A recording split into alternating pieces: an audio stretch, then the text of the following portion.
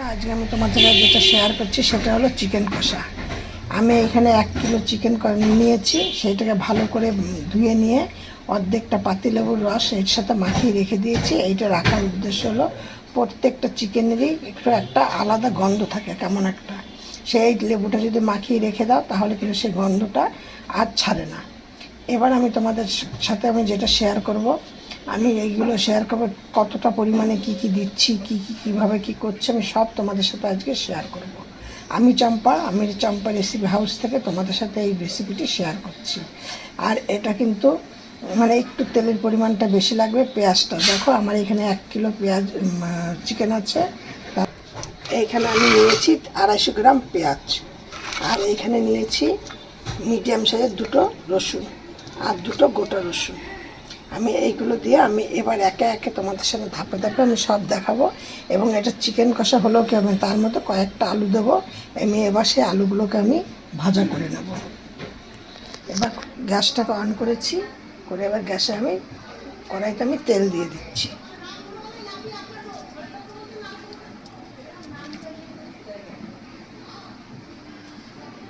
এবার দেখো এইটার মধ্যে আমি তেল দিয়ে দিয়েছি। এবার আমি তোমাদের সাথে পর সব কিছু তোমাদের সাথে আমি আজকে শেয়ার করব। আর আশা করি তোমরা এইভাবে করে দেখবে, তোমাদেরও খুব ভালো লাগবে খেতে। আর এটা এইভাবে যদি করো তাহলে একদম ছোট থেকে বড় সবাই বারবার চেয়ে খাবে। তোমরা শুধু আমার এটা পর সব ফলো করো কীভাবে কি করছি। ধরো আলুগুলোকে আমি ভাজা করতে দিয়ে দিচ্ছি, এবার নুন আর একটু সামান্য পরিমাণে হলুদ দিয়েছি। এবার এটাকে আমি চাপা দিয়ে দেবো, কারণ আমরা যদি এইভাবে আগে ভালটাকে ভালো করে ভাজা করে নিই তারপরে চিকেনটা করি তাহলে কিন্তু আলুটা দিলে ভালো টেস্ট লাগবে। সেই জন্য আমি এবার এইটাকে চাপা দিয়ে দেবো।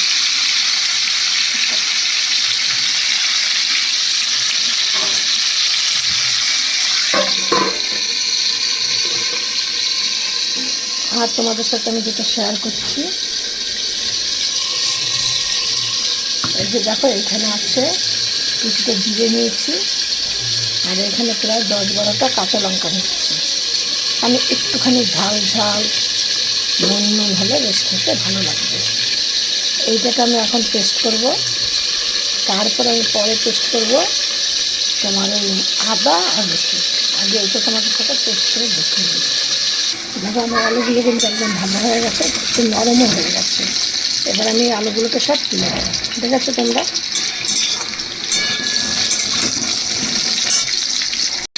এবার আমি দিয়ে দিচ্ছি কড়াইতে কিছুটা পরিমাণে তেল, একদম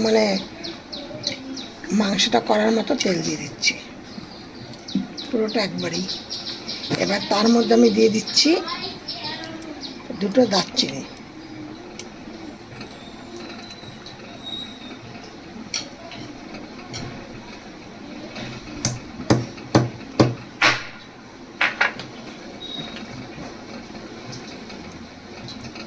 আর দিচ্ছে 3টে এলাচ, আর দিলাম 2টো তেজপাতা আর একটা শুকনো লঙ্কা। এবার এটা খুব ভালো করে গন্ধটা বেরোবে যখন ফোড়নটা, তখন এর মধ্যে দিয়ে দেবো পেঁয়াজ রসুন। এবার দেখো আমার এই ফোড়নটা হয়ে গেছে, আমি এখন এর মধ্যে দিয়ে দিচ্ছি এই পেঁয়াজগুলো।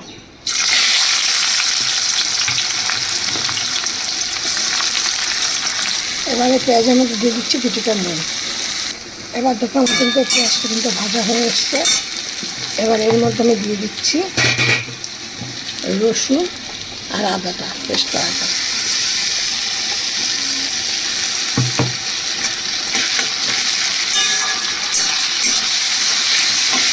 2-4 মিনিট হবে। আর এখন আমি এর মধ্যে টমেটোটাকে পেস্ট করে নেব। এবার আমি এর মধ্যে দিয়ে দিচ্ছি একে একে এইখানে লঙ্কা আর জিরে বাটা।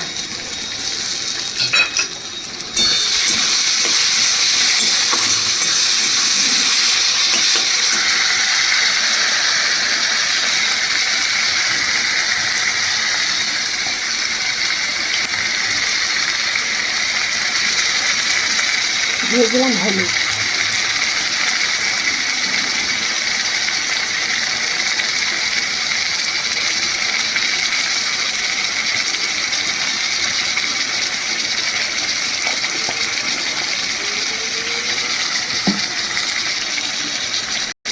এবার দেবো কাশ্মীর লঙ্কা দেবো কালারের জন্য।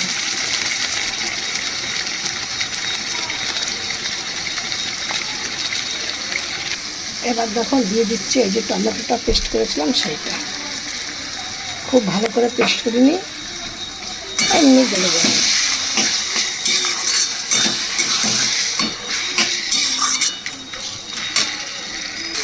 এবার দিয়ে দিচ্ছি এর মধ্যে 1 চামচ দই ফাটিয়ে,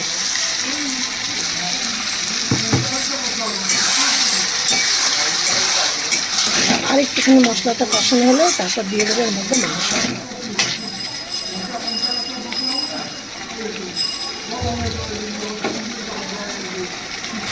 এবার দেখো আমার মশলাটা কেমন জল তেল ছেড়েছে, দেখেছো? এবার আমি এর মধ্যে দিয়ে দিচ্ছি মাংসগুলো।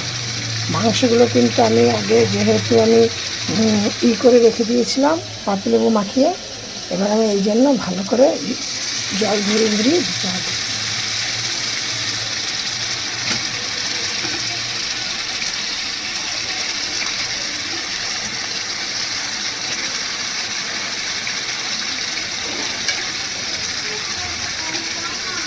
কলা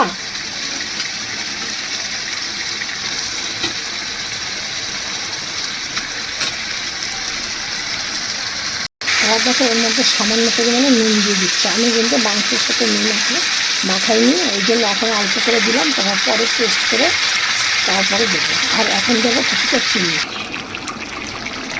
প্রচুর পরিমাণে মাংসের থেকে জল বেরিয়ে গেছে, জলটা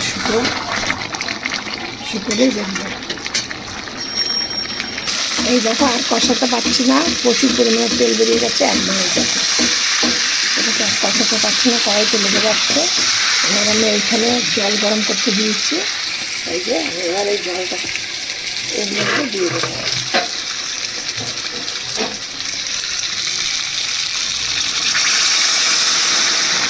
খুব বেশি জল দেবো না,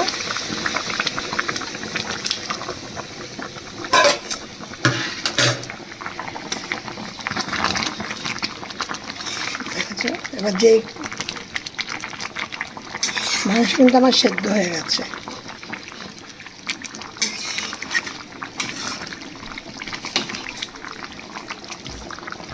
এবার দেখো আমি এর মধ্যে আলুগুলো দিয়ে দিচ্ছি, যে আলুটা ভাজা করে তুলে রেখেছিলাম সেই আলুগুলো।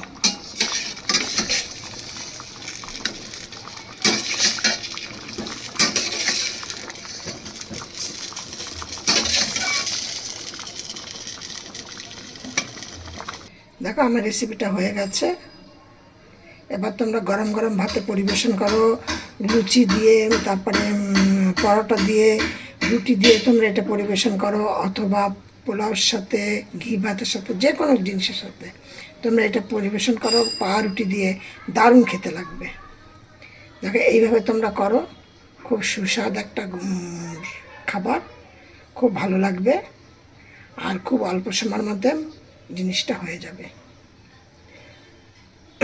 আমার এই রেসিপিটা দেখে তোমাদের ভালো লাগলে একটা লাইক কমেন্ট করো, আর নতুন বন্ধু হয়ে থাকলে একটা সাবস্ক্রাইব করো, সবার মধ্যে একটু শেয়ার করে দিও।